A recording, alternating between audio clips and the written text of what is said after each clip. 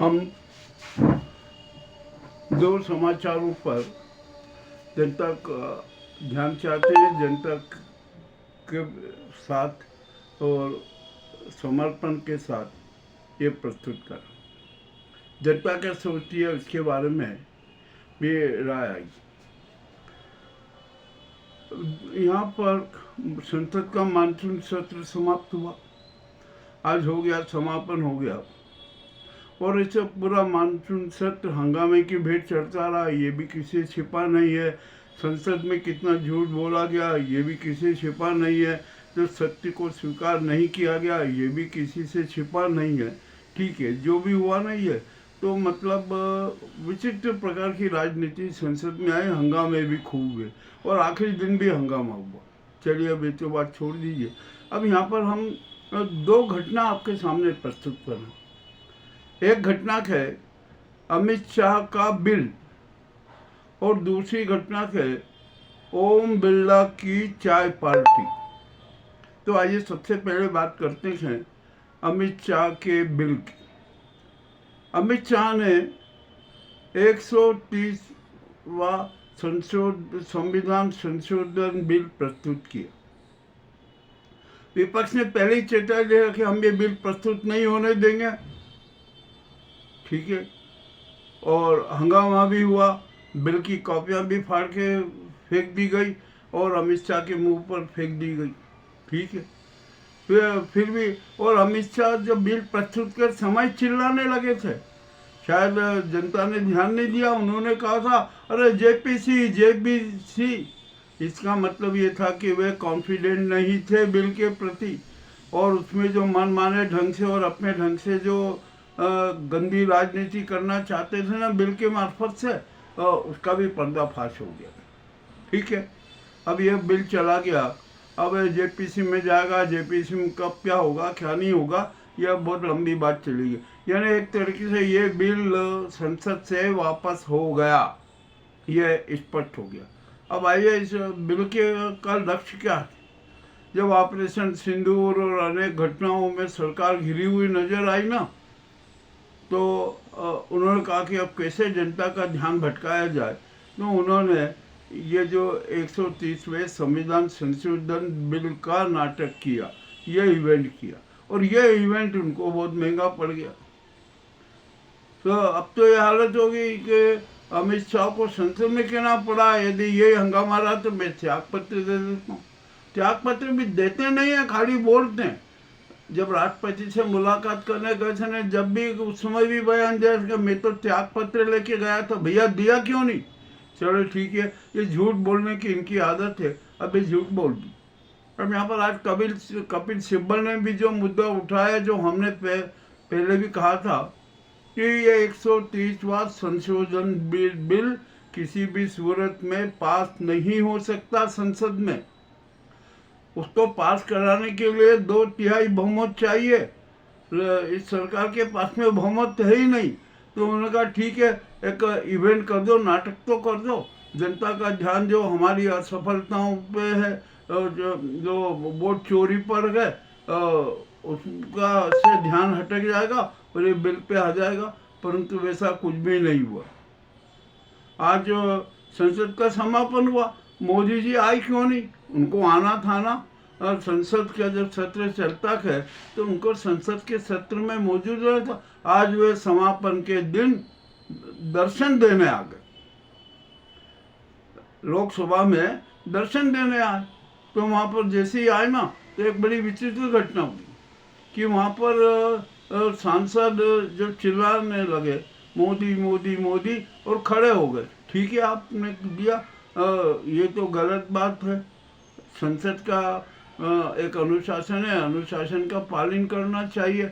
ओम बिरला अपनी आसंदी से उपदेश दे रहे कि अनुशासन होना चाहिए, नैतिकता होना चाहिए, अपन तो बेकार नैतिकता। आप मोदी जी आते हो, कोई बड़े विशेष आए क्या? वो सब सांसद खड़े होके मोदी मोदी के नारे लगाने लगे।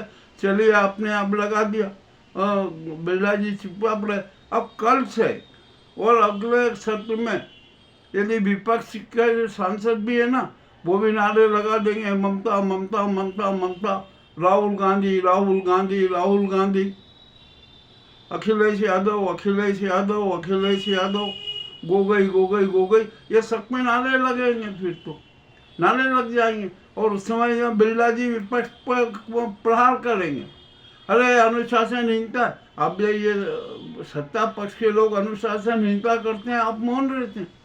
और जब 130 बार संशोधन बिल जब प्रस्तुत हुआ ना, आप भी जानते हैं, आप इस आसंदी पे बैठे हैं कि 2/3 बहुमत है ही नहीं, तो ये बिल क्यों प्रस्तुत किया जा रहा है? आपको टोकना था कि आपके पास में जो पूर्ण बहुमत ही नहीं है, 2/3 बहुमत नहीं है बिल पास कराने का, तो इसको प्रस्तुत करने का उचित क्या, किंतु आपने नहीं किया। और ये टोकने की बजाय आपने तो बिल की और प्रशंसा कर दी।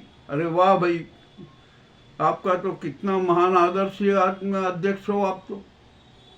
और सत्ता पक्ष की तरफ आपका हमेशा झुकाव रहा, विपक्ष को आप प्रताड़ित करते रहे, ये भी किसी से छिपा नहीं है। तो अब जो अमित शाह का जो ये नाटक था ना, जो इवेंट था, वो भी फ्लॉप हो गया, अब जनता के सामने आ गया।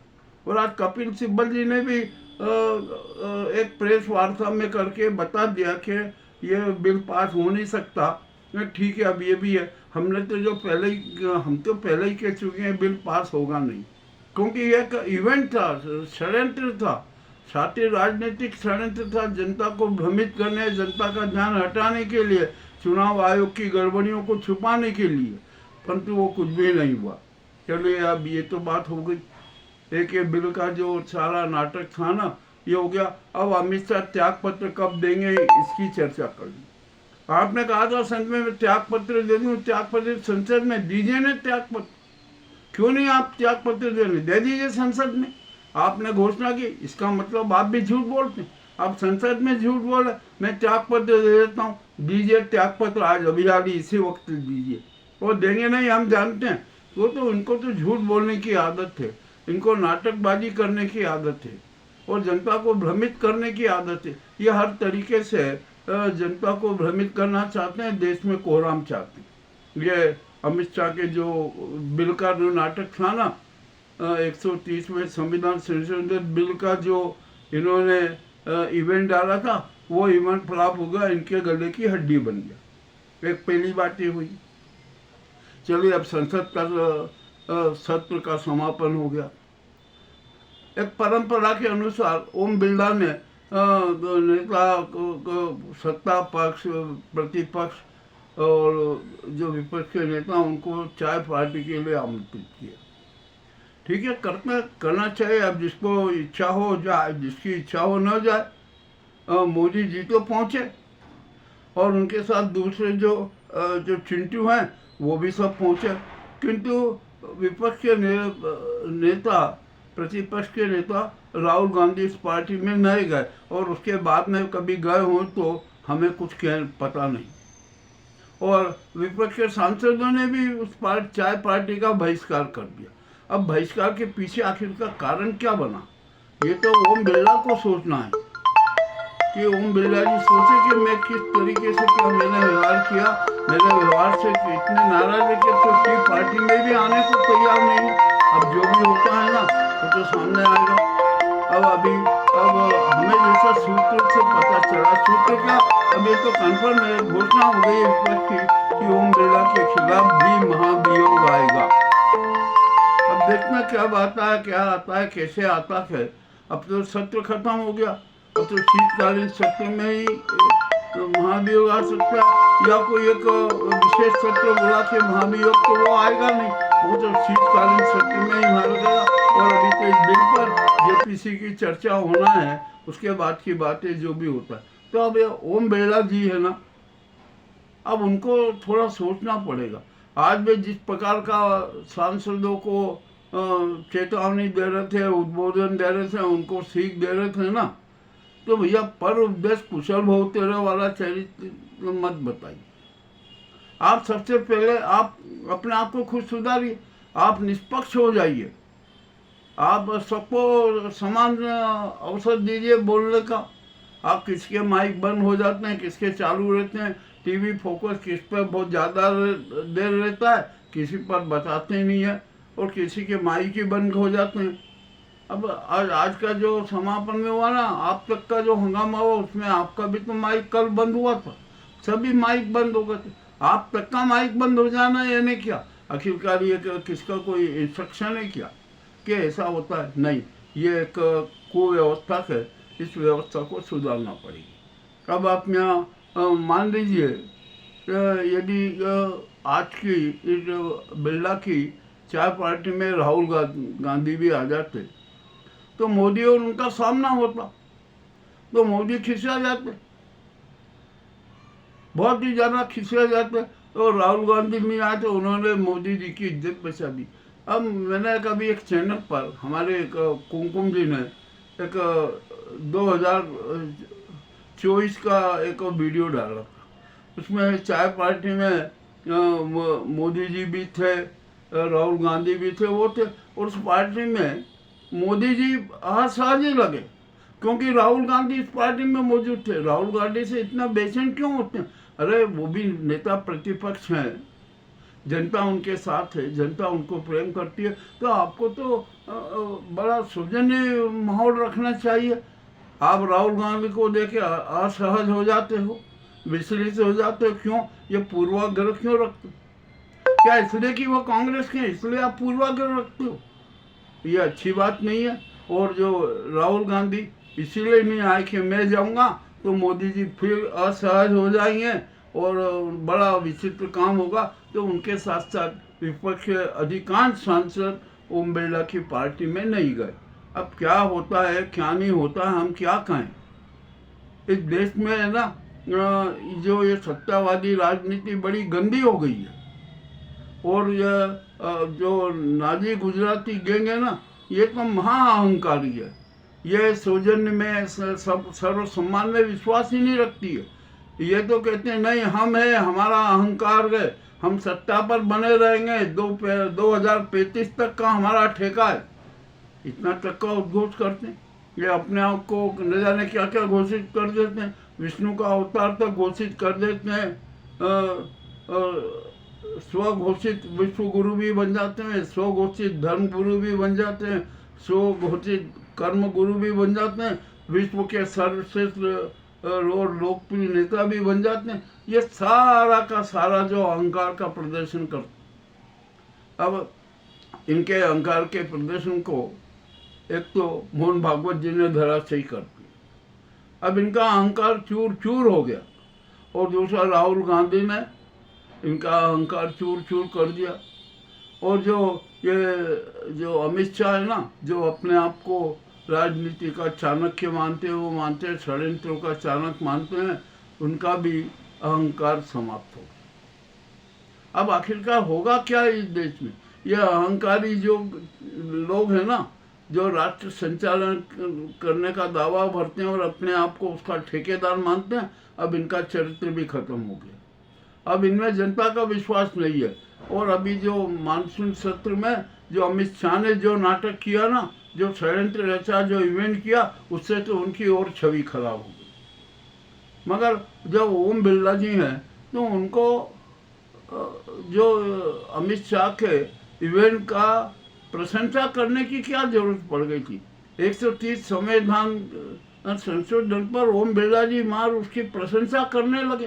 अरे आप तो अध्यक्ष हो, आप बैठिए, देखिए क्या होता है क्या नहीं होता है। बहस तो होती ना, जब बहस होती जब भी तो सारा आता। और इसका जो षड्यंत्र था ना, इसका सीधा कनेक्शन उपराष्ट्रपति चुनाव से था।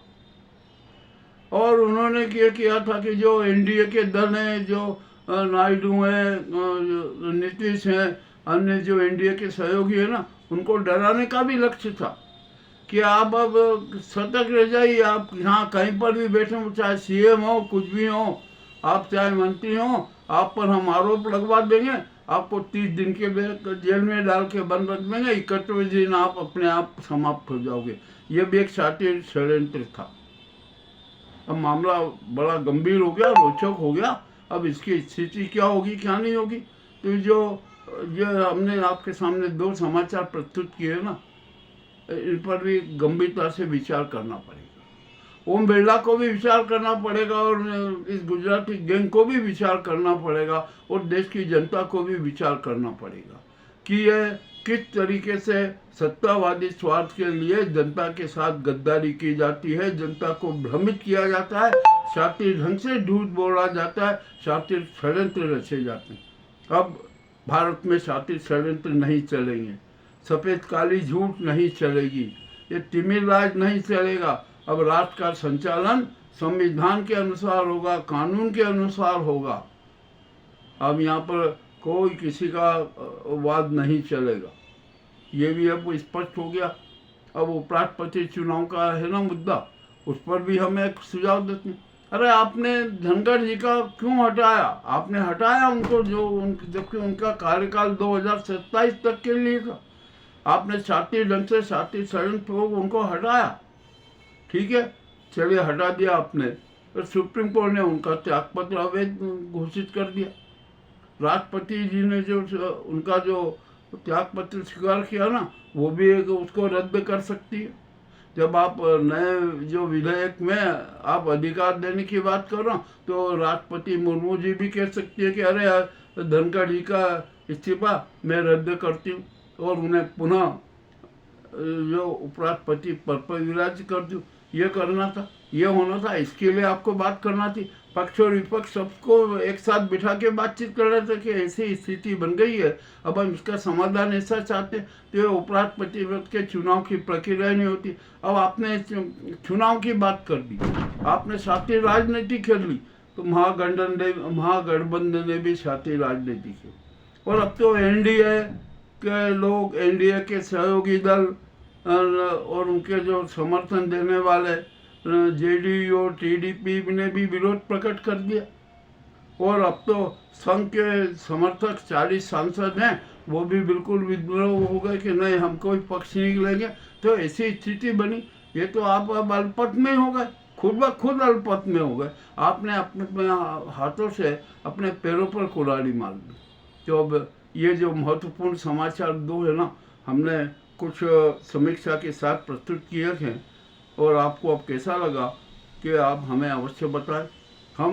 हमारा कोई किसी से पूर्वाग्रह नहीं है। हम तो राष्ट्र में शांति चाहते हैं, विकास चाहते हैं, सुचिता चाहते हैं, पवित्रता चाहते हैं, अनुशासन चाहते हैं। किंतु ये जो हमारे राष्ट्र संचालक है ना, ये ऐसा नहीं चाहते हैं। उनकी तो कुनीति ही दूसरी है।